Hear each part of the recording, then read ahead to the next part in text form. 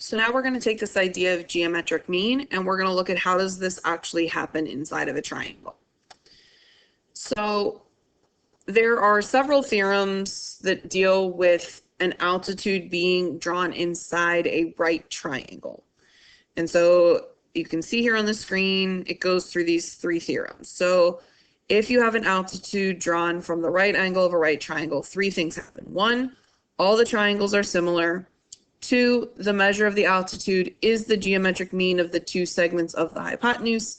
And three, the measure of a leg is the geometric mean of the hypotenuse and the segment of the hypotenuse adjacent to that leg. And I in no way need you to actually memorize those three things.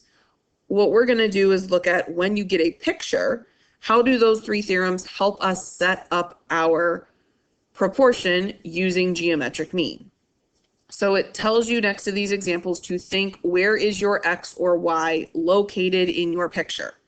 Is it on the altitude like the picture on the left? Meaning, is X on that line inside the large triangle?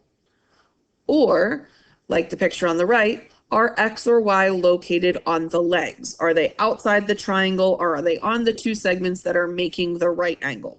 That's what's important. Where is X or Y so that we can set it up properly? If X is on the altitude like the picture on the left, then it says that it is the geometric mean of the two segments of the hypotenuse. So when this altitude is drawn, notice it breaks into two pieces. What that means is that I need to use those two pieces in order to write my geometric mean and solve it.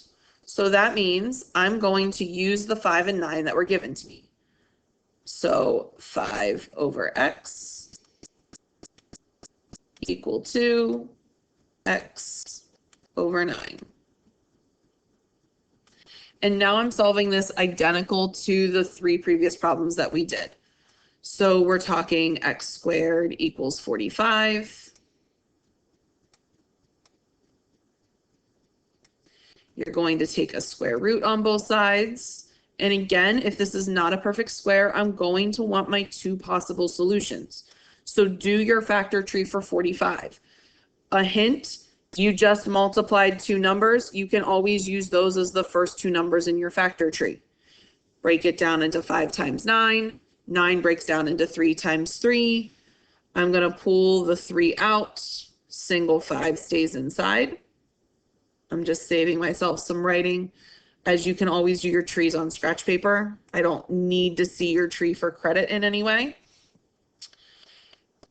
Also, give me a decimal. So on a calculator, put in your square root of 45 to the nearest tenth. We are looking at a decimal of 6.7. There we go. So when it's on the altitude inside, you are simply using the two numbers that are provided to you on the hypotenuse. When it is on the legs, so take a look over here on the right.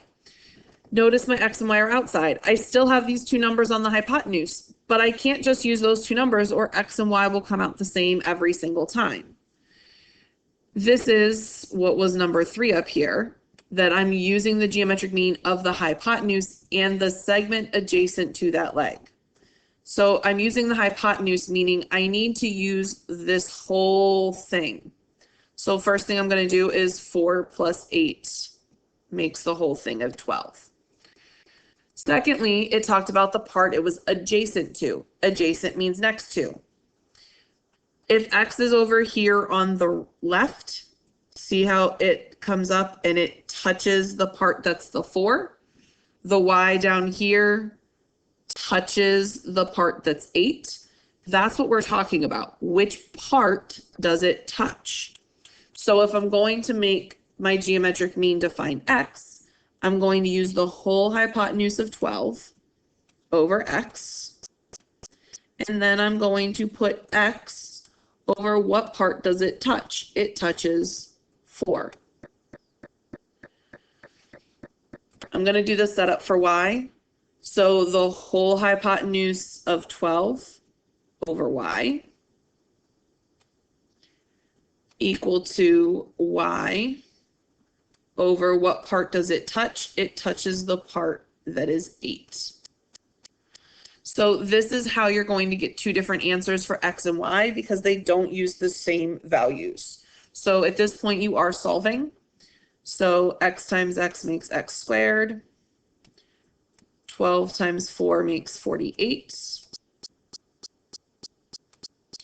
You're going to square root both sides, use those factor trees, break down that 48. You're going to end up with a 4 root 3. Put the square root of 48 into your calculator, get a decimal of 6.9.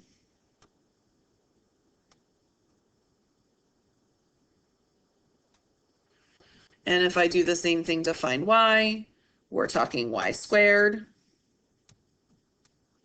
12 times 8 is 96. That is a 6. There we go. Take the square root of both sides. And so my y squared, sorry, that should not be y squared, that should just be y. Let me fix that. There we go. And so my value of y, use a factor tree, break down that 96. We're going to get a 4 square root 6 this time.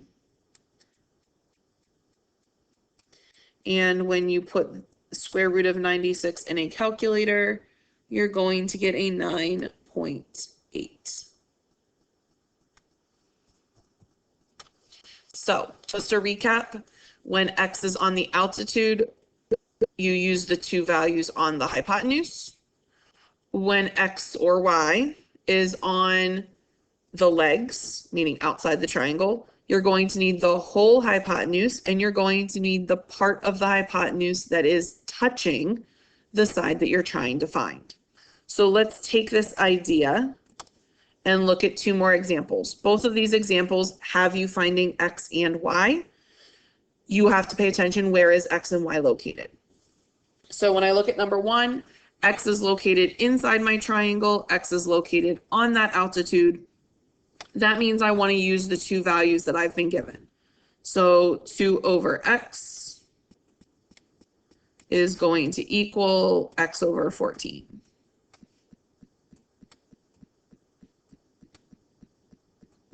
Okay. And as always, we are going to cross multiply and solve. So we are looking at x squared.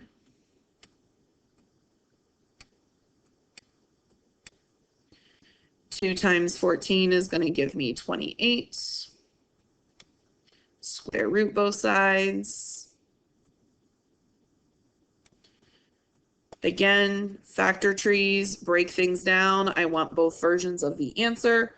Here you're going to get a 2 root 7 and a decimal value of 5.3.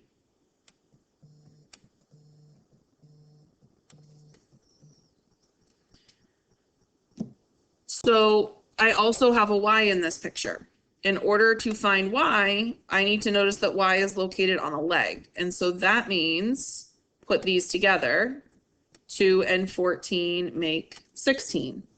So I also see that the y is touching this part. If making that little sort of angle in the corner is helpful, then use that.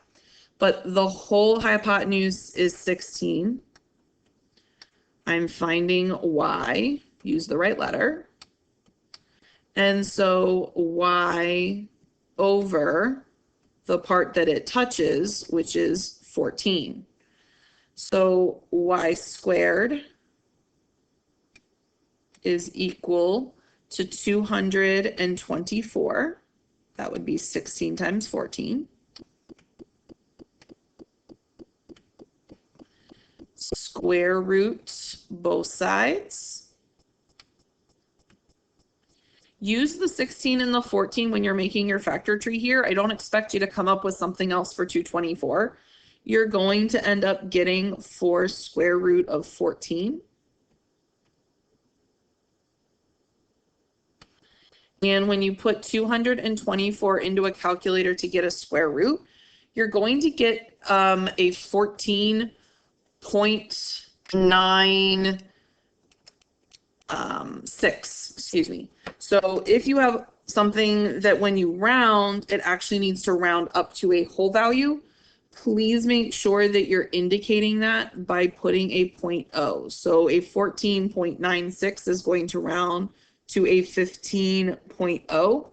This is your way of showing me, 224 is not a perfect square, but it did round up to that sort of perfect value.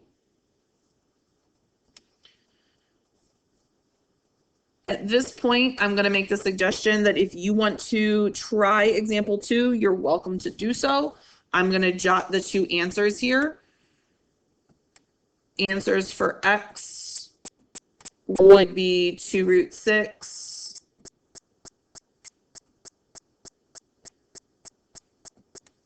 and 4.9. Your answers for y are going to be 2 root 3